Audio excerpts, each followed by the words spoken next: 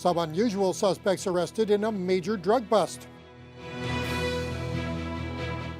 Ontario to provide stun guns to more frontline police officers. And the U.S. moves closer to military action in Syria.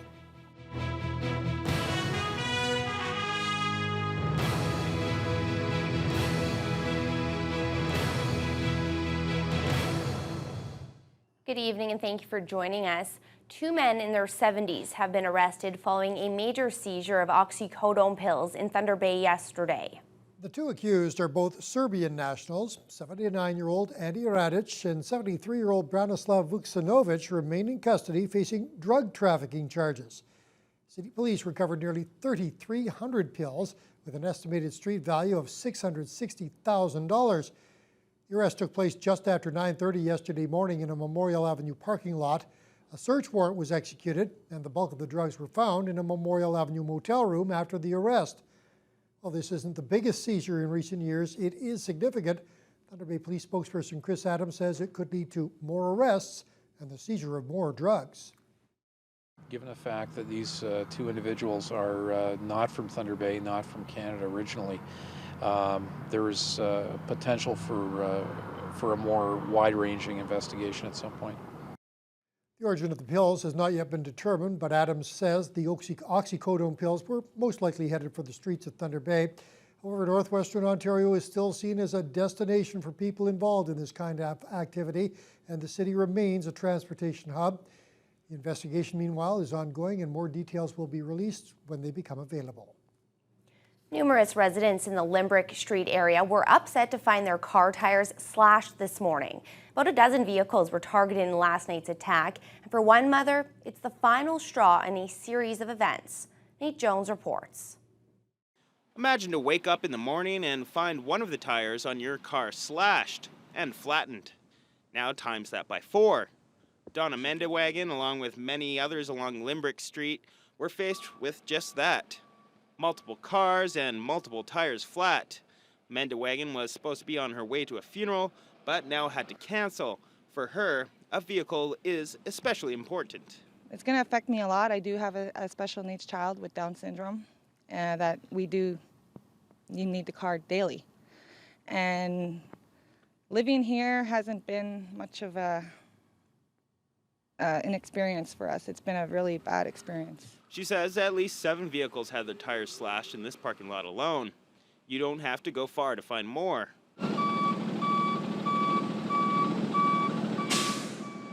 Thunder Bay Police say the number of cars vandalized is sitting at 12, with more reports expected to come in.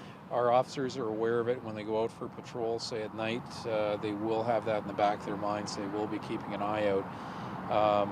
Obviously, when we have instances more than just one isolated, we try to put those occurrences together and give our officers as much information to work with. For Mendewagen, this is the latest in a series of events outside her housing complex, she says. She says that fights, drug use, and mischief are causing her to now move. I am leaving this area as soon as possible. It's not safe, and I don't feel safe. Police are asking for the public's help in information that will lead to the arrest of the individuals responsible for these acts. Adams says for people to keep their eyes open and report any suspicious activity. Nate Jones, TBT News. Ontario is reversing a policy that limited the use of stun guns by police forces. From now on, all officers will be allowed to carry them. Stephen D'Souza has more.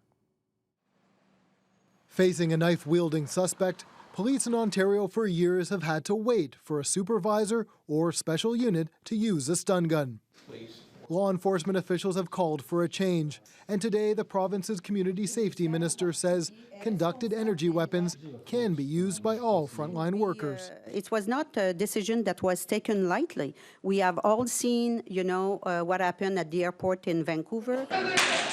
The death of Robert Jakanski in 2007 had a chilling effect on the use of tasers across the country. But now, after 12 coroner's inquests in Ontario over 7 years, calling for expanding their use, the province says it's the safer option. Sudden and unexpected death after the deployment of a taser is unusual. The announcement comes exactly a month after the shooting death of 18-year-old Sammy Yatim, which raised questions about police use of force. Didn't play any role because, as I said, we have been working since I became the minister. Lawyer Julian Falconer says the province is ignoring recommendations from an inquest into the death of another man, Aaron Furman. A jury concluded a taser contributed to his death. We're not even 45 days out from this inquest and they're moving forward. That causes me concern. The Canadian Mental Health Association says the province should focus on training and programs like mobile crisis teams in Toronto, which help officers deal with troubled suspects. We have yet, after 10 or 15 years of discussion, to have any of the teams that are available 24/7. While the province is promising more training, today's announcement comes with no new money, leaving it up to individual forces to find $1,500 for each unit. As you know, the high cost of policing is something that's right across the province. Every municipality is concerned about the cost associated to policing. Forces say it will be at least 2 years before stun guns are widely deployed on the front lines. Stephen D'Souza, CBC News, Toronto. The construction of new government buildings, condos, and hotels are leading to a building boom in Thunder Bay. City Council heard last night that we're on pace for another year with more than $200 million in construction. As Dennis Ward reports, some senior staff think this level of activity could continue for years to come. All you have to do is drive around to see construction projects big and small underway in Thunder Bay. As of July 1st, 731 building permits have been issued with a total value of $134 million. That number is expected to grow and could beat or exceed the all-time record set last year of $216 million. We're in a bit of a building boom, there's no question about it. There's properties that have sat vacant now that are coming under development, so it's a good sign. Last year's big total was due in large part to the construction of the consolidated courthouse, but this year is a mix of a lot of projects. Chief Building Official Des Stoltz predicts as many as 150 single-family homes will be built. There's also new strip malls, grocery stores, restaurants, and more. Right from the waterfront projects, we have the development on Lily Street, the senior care project, also the office building at the hospital, the facility there, as well as the new hotels, the Marriott Hotel and the Holiday Inn Hotel on the Harbour Expressway. While it's hard to predict what's in store for next year, the city manager personally believes these past few years may not be the end of the expansion. This is a bit of an increase, but I think we're trending up, and if ultimately we can get the traction we need on the mining, this will be the start of it.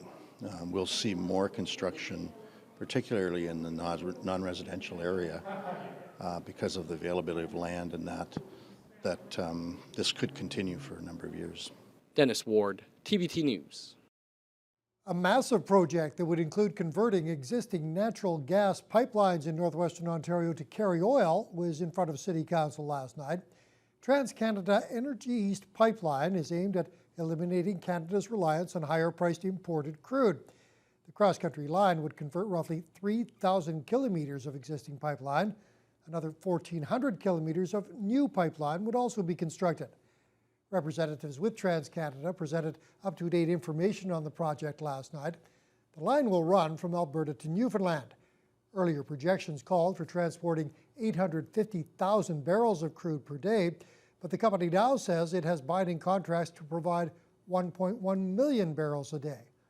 New pumping stations would be needed in the region to convert the pipeline from natural gas to crude.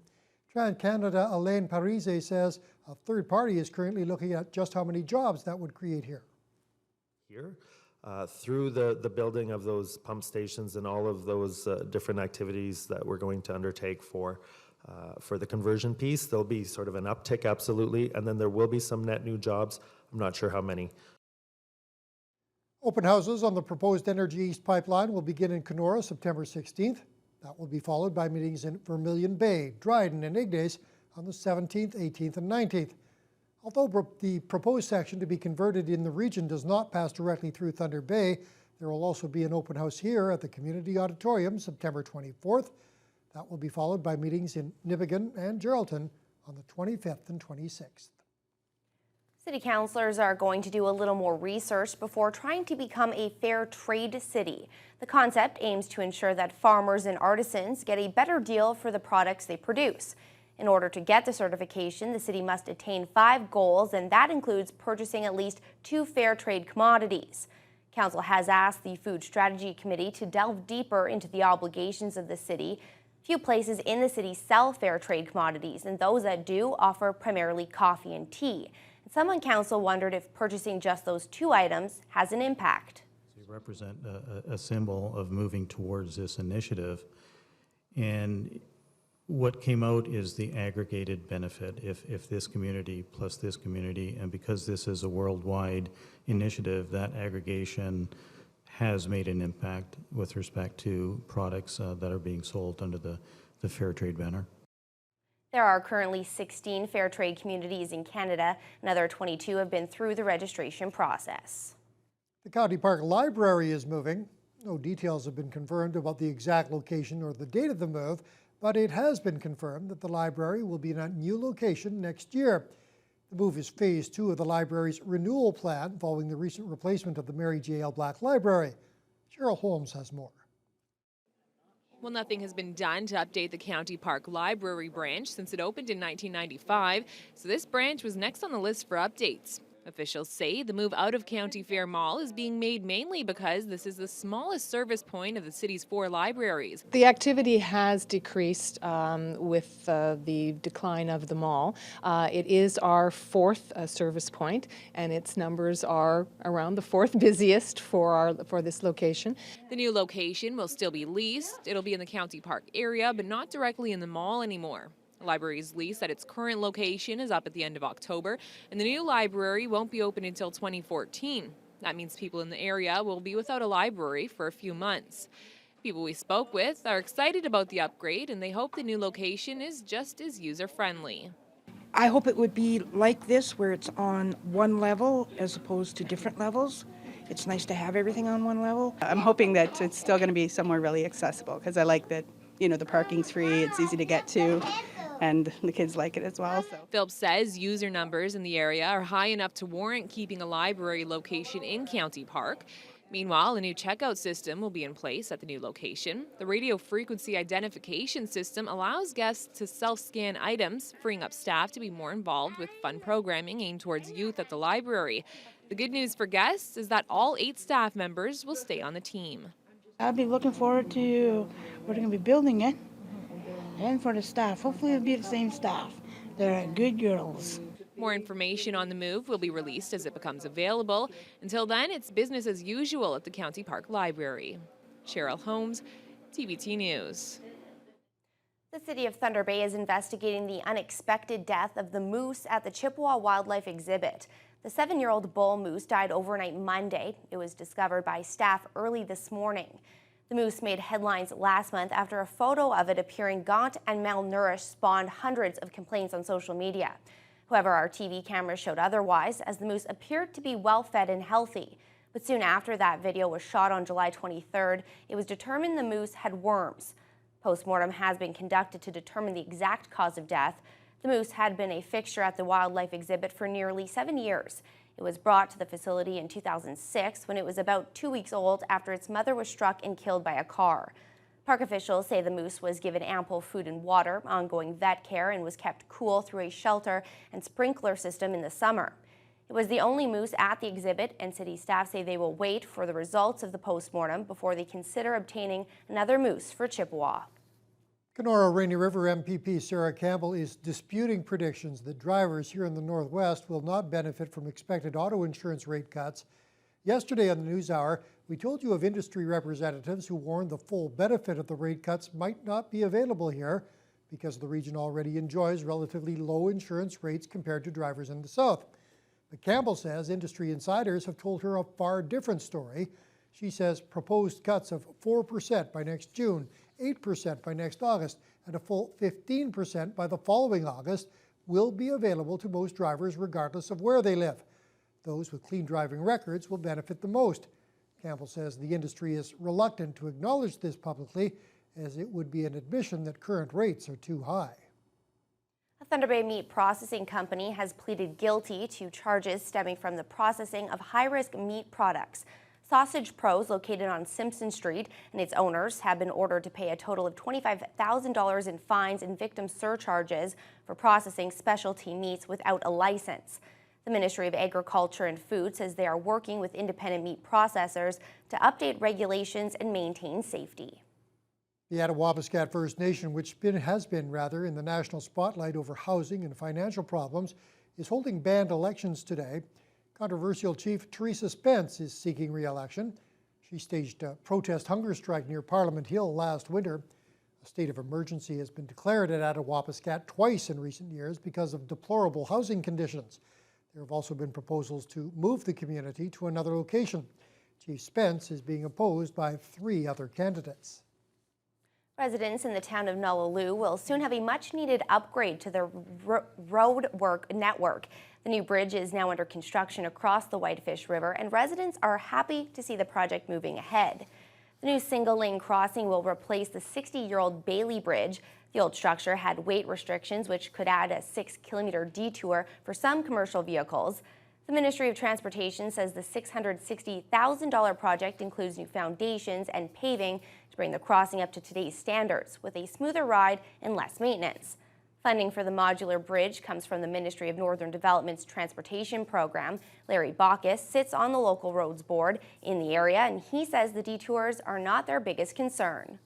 MTO went through, the bridge department or crew went through and posted weight limits on all the bridges in the region, and downgraded some of the weight limits quite considerably to the point that was causing hardships more than anything. According to crews at the scene, the new bridge is expected to open at the end of next month, with minor work continuing after that. Well, turning to weather, Matt, for those of you who like hot weather, here's some good news. We're at the hottest point of the day right now. Yeah, it's kind of wild to think about that, Randy, too. We're 6 o'clock and here we are. It feels like 27 outside. So again, don't want to complain too much because it has been, so-so this summer. But again, we are at the high point of the day right now, 27. Feeling more like 34 degrees, so still very warm outside. That's going to continue tonight as well. Going to continue to stay warm this evening.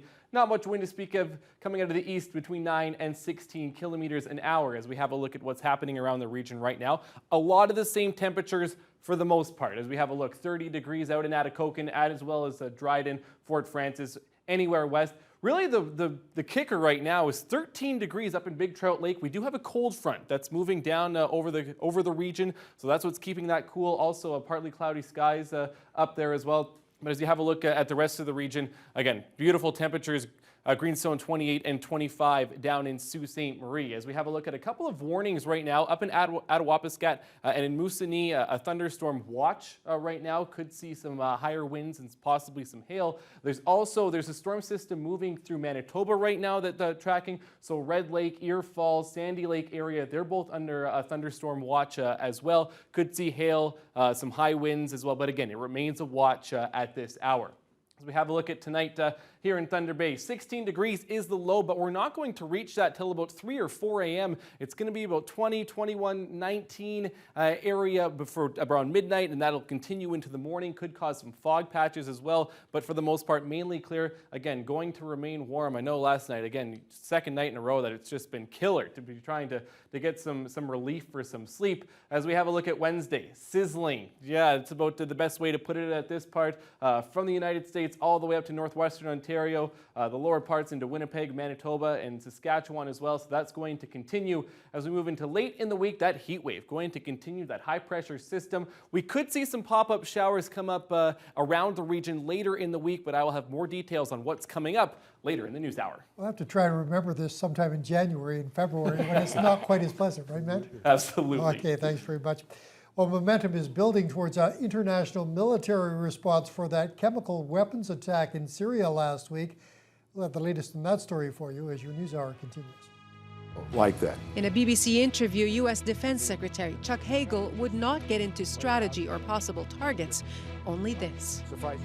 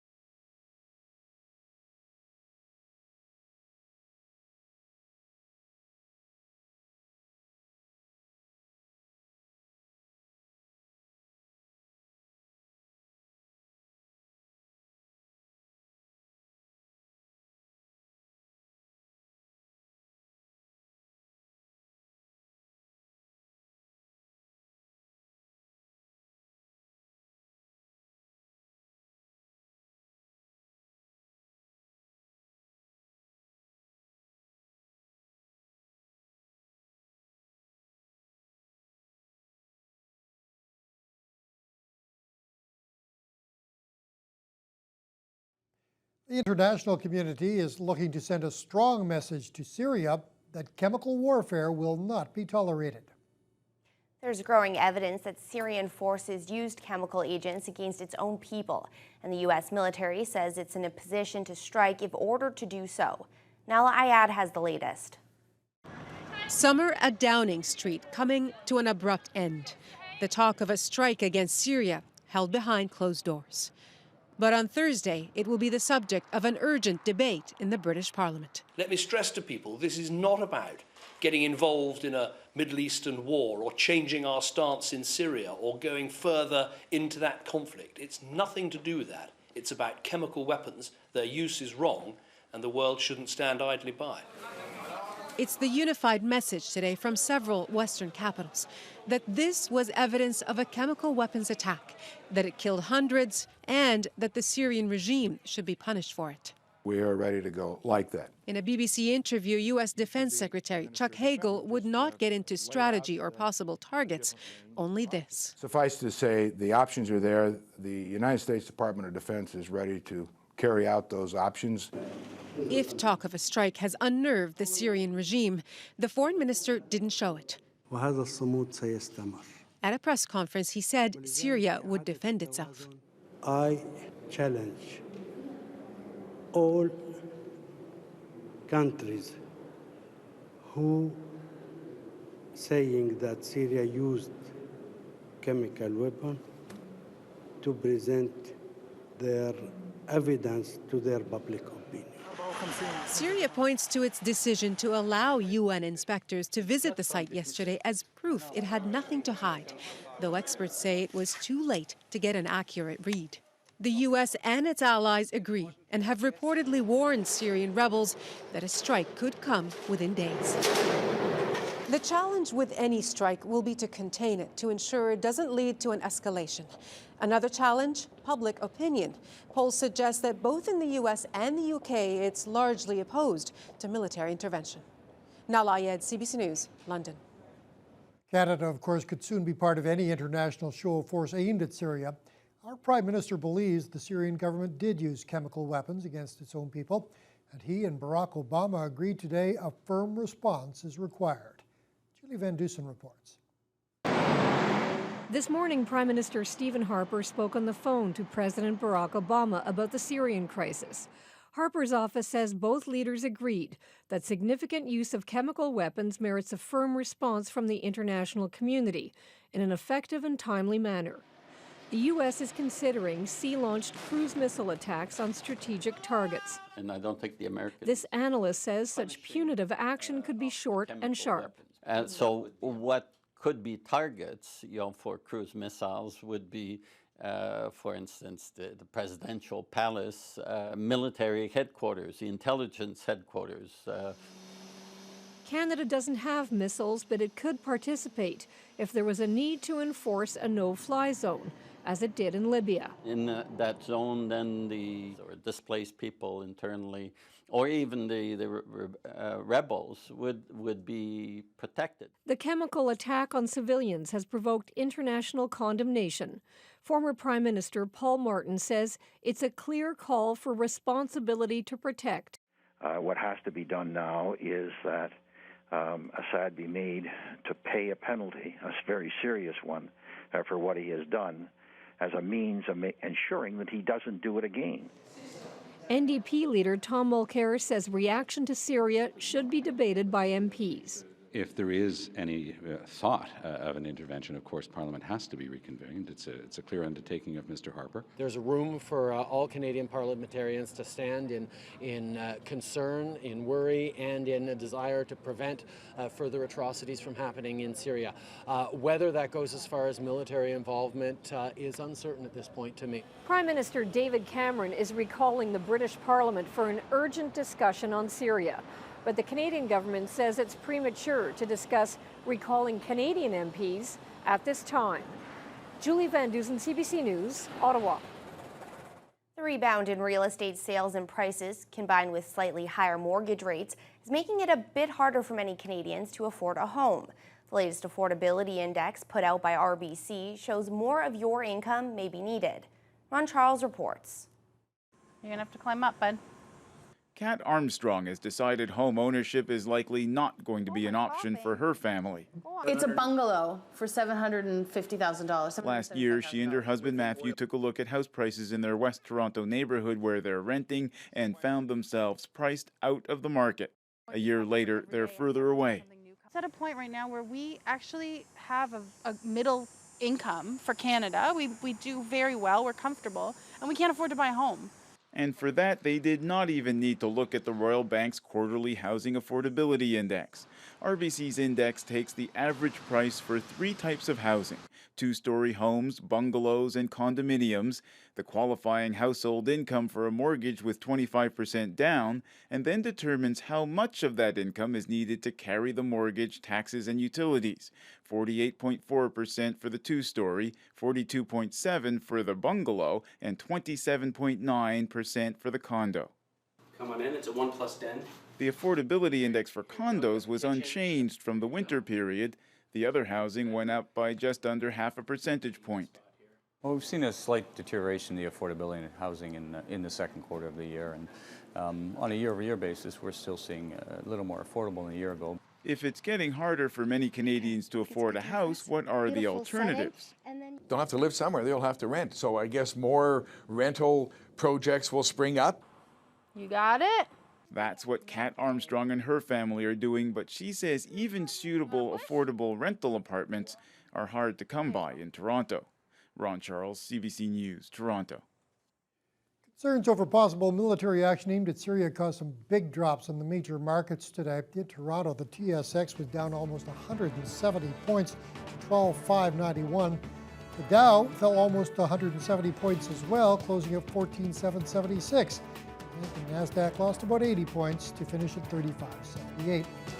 The Canadian dollar gained over a quarter cent. It closed out the day at 95.47 cents US. Gold jumped $27 to $1,420 an ounce. And oil was up over $3 a barrel to $109.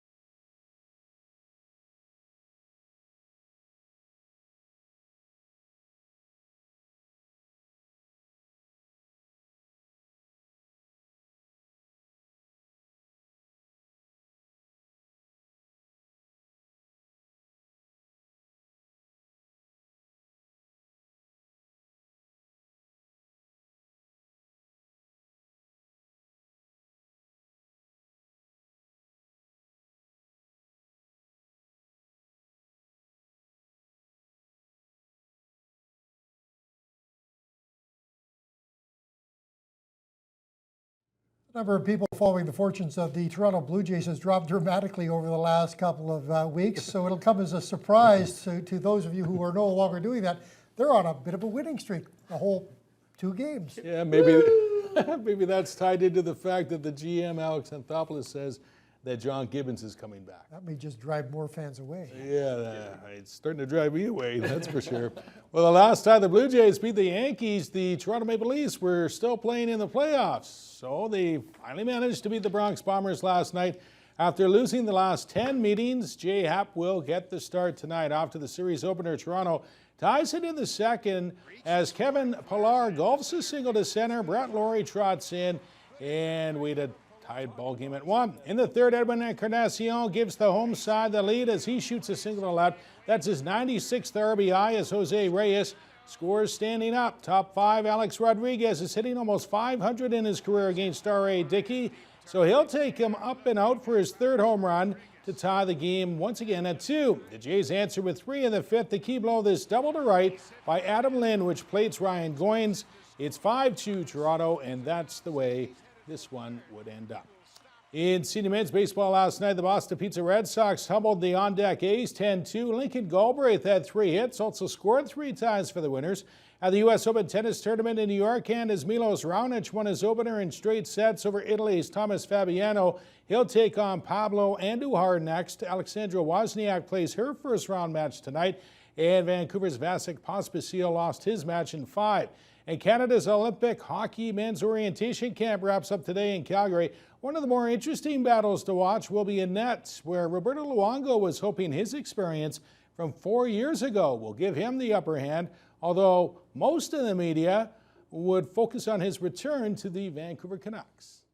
You go through stuff throughout your life, throughout your career, and you try to learn from them. You try to, get stronger from them. I think definitely over the course of the last year, I've been through a few things and hopefully got some experience out of it and made me a better player and a person. So, right now I just want to play hockey. That's the bottom line. Doesn't matter where it is. I want to play hockey, and I'm happy to be starting again, and I want to focus on playing hockey and be ready. What Lou's got going for him is he's won in the past. I've been with him twice at the 04 World Championships in 2010, and he wins every time. So to me, he's got that confidence in himself. I feel for Roberto having to answer these questions, midsummer and answer about this. It's not something I'm sure he wants to talk about, but that's the position we're in as hockey players, and we have to deal with it. I guess the one question is, why would a person go through all of that? Why did you want out of Vancouver so bad? Well, I think it's not that I wanted out of Vancouver so bad. I think, we all saw what happened over the course of the last few years. And I just felt that it was time to move on. So that was it. Well, it's good to be talking hockey again, not talk about things that happened. It's good to start putting the focus on hockey. And like I said before, unfortunately, we're not going on the ice, but this is a good start. And, because at the end of the day, that's all I want to do is I just want to play hockey, and I want to focus on that and really eliminate as many distractions as I can. Our national women's hockey team is also in Calgary, but unlike the men's orientation camp, the women are on the ice daily as they train for Olympic gold 5 months from now in Sochi, Russia. Peter Armstrong has the latest. There is something relentless in the pace, something fierce in the focus of Canada's women's training schedule. This whole organization has moved to Calgary to play, practice, and train 2 to 3 times a day for the next 5 months. The entire team has put our lives on hold, school, jobs, family, to move here to Calgary. Think about that. The players, the coaches, and the support staff have all given up their jobs, left their families, and abandoned their lives for a shot at making this team. 27 players are here. 21 will make the final cut and have the chance to extend the women's historic run at the Olympics. They've won gold at every Olympic Games since 2002. Jana Hefford was on each of those teams and knows the thrill, but she knows the pressure too. Well, we definitely feel that pressure to win, and I think we want that pressure. I love the fact that people expect that of us. While the women toil away in relative obscurity, the national media is here this week, but that's because the men's team is in Calgary, even though they won't skate, won't try out, won't even work out during their camp. Coach Dan Church says the women's schedule will remain as is and in stark contrast to the men. We're on the ice a couple times a day and in the weight room once a day and on the track sometimes. Leading up to the last 3 Winter Olympics, this team has played against the under-18 boys midget league. This year, more than half their 55 training games will be against some of the top boys teams in Alberta. And next week, the women leave for an 11-day camp in Sochi to get the lay of the land. It's hard to overstate just how much this team has invested by coming here to Calgary. The time, the money, being away from family. But remember, they spend 4 years largely forgotten by a hockey-crazed country. Then, for 1 month at the Olympics, that country expects nothing short of gold. Peter Armstrong, CBC News, Calgary. Well, when you think of shooting sports, archery isn't always at the top of the list, but the sport has drawn more popularity because of movies like The Hunger Games. It actually has a fairly large local following, and that group was inviting more people to try the sport last night. The Lakehead Archers held an open house at their facility on Vibrant Road. People could try using the bows and arrows at the indoor or outdoor range for free. The 40-acre outdoor range offers a bunch of 3D targets, something club spokesperson Lisa Dampier calls very popular. The majority of the 150 members are hunters, but there's also a lot of target shooters. She says the sport is great for everyone of all ages. You can start at any age, usually around 3 years old they can get going, and up to 100 years old. So it's for all ages, all ranges. We have a variety of archers that have various disabilities or limitations, and it's a really inclusive sport, and people can get different things out of it. We've got bow hunters, we've got people who just enjoy target archery, so it's such an inclusive sport. Dampier adds regular club hours will start up again after Labor Day. They're also gearing up for another 3D shoot set for the weekend of September 7th and 8th. And in an effort to shore up their anemic offense, the Winnipeg Blue Bombers have signed a pair of receivers, former Ticat Aaron Kelly and former Jacksonville third-round pick Mike Sims Walker. The Bombers, who have lost 6 in a row, visit Saskatchewan Sunday afternoon. Now the plays of the week.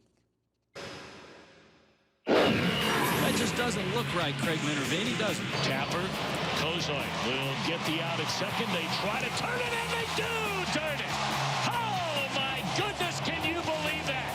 Pressure on Grossman up top. Hankerson. Great grab. Reb Laurie, what a play barehanded, and you don't see a better play than that, folks. Chance to look up and pick out the options. Griezmann! Oh, my word! What a spectacular volley! This is the reason I'll never kayak again, ever again. I mean, look at this. Gonna air it out. Going deep, he wants Delorier. He's got it! Marsh Madness in Montreal. Riley goes deep for Henry again. Marcus Henry, did you do that? Got a ground ball and a great play by Laurie. Jump go to first, they get the out.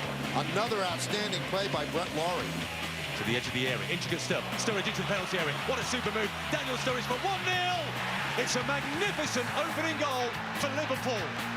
Looking for Fitzgerald, and Fitz with an incredible grab at the 25-yard line. There's the flip and the fall. Oh. Bernardina backing up at the wall, and he takes a home run away. And the final local major golf tournament tees off Saturday at the Thunder Bay Country Club. It's the Canadian Tire District Amateur. The retired Barry Kalin won it last year. Keep an eye on Robert Cumming, who has won it twice. The 3-round event wraps up Labor Day at Whitewater. You know, summer's coming to an end when we start talking about Labor Day. They're hoping that the temperatures just moderate a little just for the weekend, I'm sure. All right, thanks very much, Randy. Okay, on Teletalk tonight, Rick Mercer, CKPR Thunder Bay. He explores Randy's favorite sport, actually, with the Canadian national cricket team. For your full lineup, here's Teletalk. Tonight on Global Thunder Bay, starting at 8, it's NCIS, and Tony and Ziva track her father's killer to Berlin. Then on NCIS Los Angeles, Sam's wife is called back to action after a mob boss is murdered. And at 10 on Elementary, a supposedly uncrackable bank vault is breached for the second time. Over on CKPR Thunder Bay at 7:30, grab a cuppa with a gang from Coronation Street. Then at 8, Rick trains with Canada's national cricket team on the Rick Mercer Report. At 8:30, 22 Minutes catches Bond fever when a real 007 comes out of retirement. And at 9, Krista's mother pays a visit and Bobby gets to play family on Arctic Air. Teletalk is brought to you by Points, the traffic ticket specialists.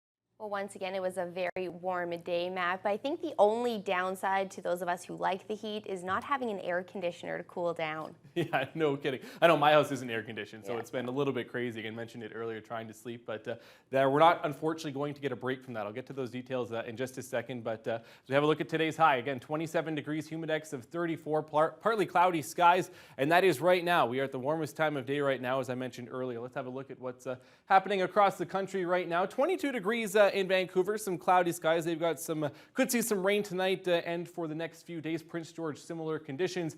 Edmonton and Calgary, 22 and 25 degrees respectively. Mostly sunny out in the west coast as we move into the prairies. There's that heat wave. You see all of that heat. Regina 32, humidex closer to 40 right now. They're feeling it's same with Saskatoon, a little bit cooler, 27, but with that humidex up in the high 30s. So they are still in the midst of that heat. Winnipeg 30 to 32 degrees as well. They broke a bunch of records actually just this past weekend, heat records. So again, that heat continuing there. Toronto, it's just started to rain, a light rain shower, 26 degrees there. But that rain not the same. Ottawa, Montreal, 26 degrees, mostly sunny skies. Quebec City, 25 degrees as well. So east of Toronto, beautiful temperatures as we move out into the Maritimes. Fredericton at 26. That nice weather still pushing its way east as well. So again, for most of the country, they are seeing a fairly nice weather right now. St. John's a little bit cooler under cloud cloudy skies, but again, they can't complain. A lot of places across Canada right now. As you have a look at that systems map today, they have a high pressure system that moves in tomorrow,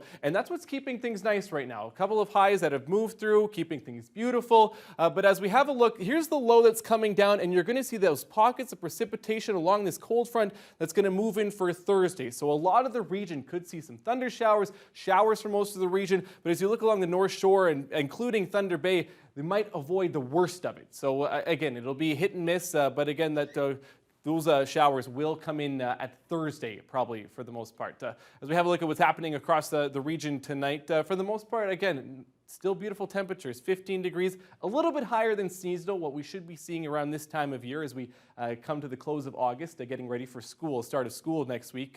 15 degrees in Greenstone. Out west, again, western part of the region has still been beautiful. Kenora 19 in Fort Frances, so they're sitting right around the 20-degree mark tonight, and that's going to continue into tomorrow. Again, those beautiful temperatures.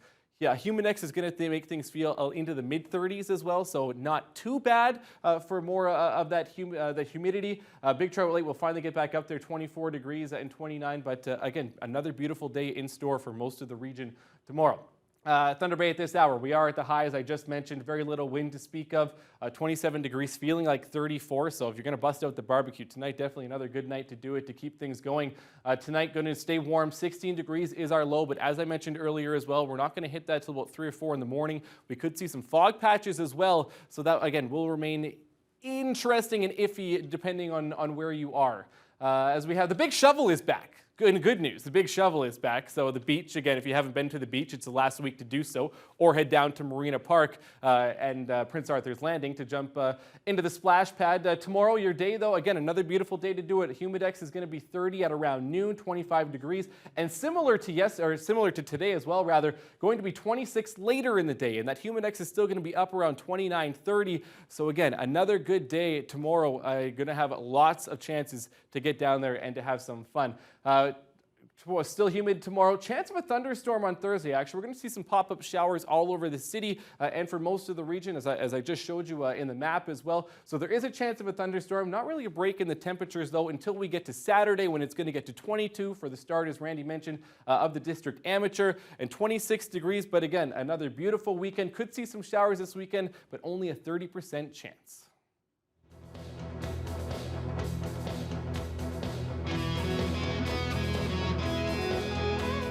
Time to visit the Thunder Bay and District Humane Society, where tonight Fiona Gardner introduces us to Doll, a 2-year-old female cat.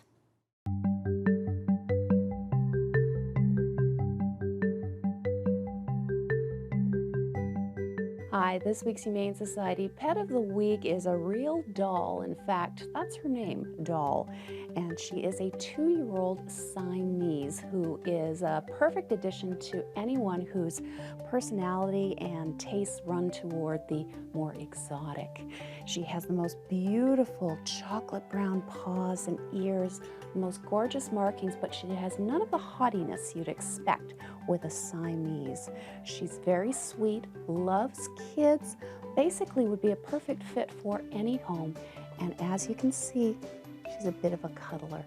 If you would like to see this beautiful Siamese doll, come to the Humane Society today. Your Pet of the Week has been brought to you by Thunder Pet. Expert advice and high-quality pet food within your budget. Many of us have had the pleasure of visiting aquariums and seeing the fantastic shows they put on there, but there is nothing more fantastic than the shows that are put on by Mother Nature. And we're going to give you an example when we return.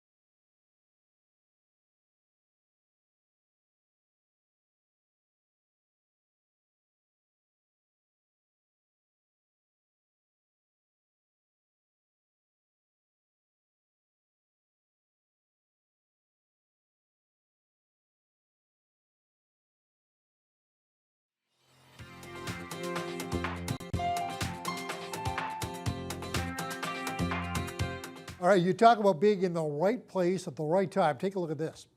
Oh my God, this is a huge pod. You guys couldn't have picked a better one. This is just off of Galliano Island near Vancouver.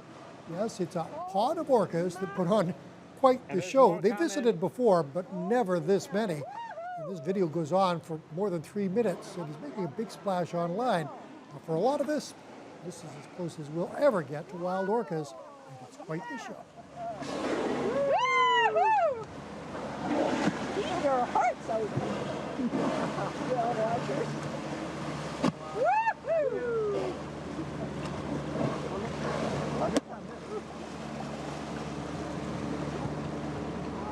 Spectacular, aren't they? Beautiful. Wonderful. Recapping our top story, well, police have made 2 arrests and seized 3,300 oxycodone pills following a major drug bust yesterday in a Memorial Avenue motel. And the Blue Jays continue their homestand at the Rogers Center with the New York Yankees. They're going for a modest 3rd win in a row. Another beautiful day on tap tomorrow. Should see a UV index of 7. Could see a chance of showers on Thursday, but enjoy another beautiful day. What will be another beautiful day tomorrow. Hopefully it cools down a bit for the weekend as well. No kidding, yeah. So we'll see. Yeah. And that'll do it for tonight's look at news, weather, and sports. A reminder for News on Demand, log on to tvnewswatch.com. Thank you all for being with us, and we'll see you again tomorrow.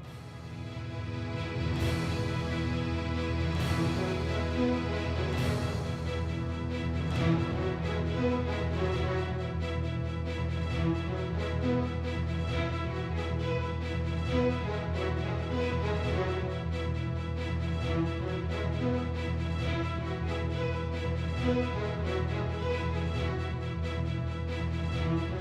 you.